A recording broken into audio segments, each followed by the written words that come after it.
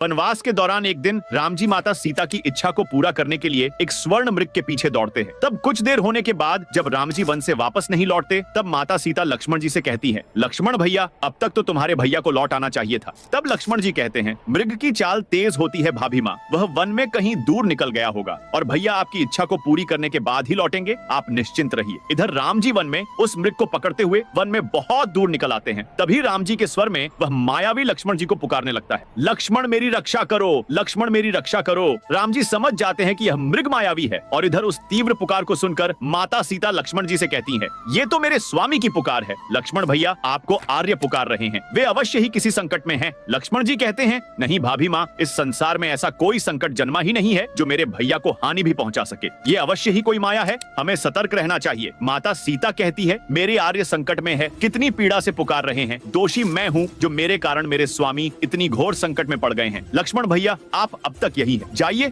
और उनकी सहायता करिए। लक्ष्मण जी कहते हैं, भाभी माँ आप धैर्य रखिए, 14 सहस्त्र राक्षसों का अकेले संहार करने वाले मेरे राम भैया क्या एक तुच्छ मायावी के छल में फंस जाएंगे? ऐसा हो ही नहीं सकता। माता सीता कहती है, क्या तुम्हें उनकी करुण पुकार सुनाई नहीं देती? लक्ष्मण जी कहते हैं, भाभी माँ भैया ने मुझे यहाँ आपकी रक्षा करने का दायित्व सौंपा है और मेरा यहाँ रहकर आपकी सुरक्षा करना ही मेरा कर्तव्य है। माता सीता कहती है, और आपका धर्म ये भी है कि आप अपनी भाभी माँ का आदेश माने। लक्ष्मण जी फिर भी मौन खड़े रहे। माता सीता कहती है, समझ गई, आप भयभीत हैं माया से और जाना नहीं चाहते तो ठीक है, मैं स्वयं जाऊंगी अपने स्वामी की सहायता करने। ऐसा कहकर माता सीता वहाँ से जाने लगती है। तब लक्ष्मण जी कहते हैं, रुक जाइए भाभी माँ, आज जीवन में पहली बार भैया की आज्ञा का उल्लंघन करेगा ये लक्ष्मण। फिर लक्ष्मण जी अपने एक बाण से वहाँ चारों ओर एक सुरक्षा रेखा खींच देते हैं और माता से कहते हैं कि इस लक्ष्मण की अनुपस्थिति में ये लक्ष्मण रेखा आपकी रक्षा करेगी, इसलिए कुछ भी हो जाए भाभी माँ, आप इस लक्ष्मण रेखा को नहीं लागेंगी। ऐसा कहकर लक्ष्मण जी वहाँ से चले जाते हैं। दोस्तों आगे की वीडियो देखने के लिए कमेंट में पार्ट 2 जरूर लिखें।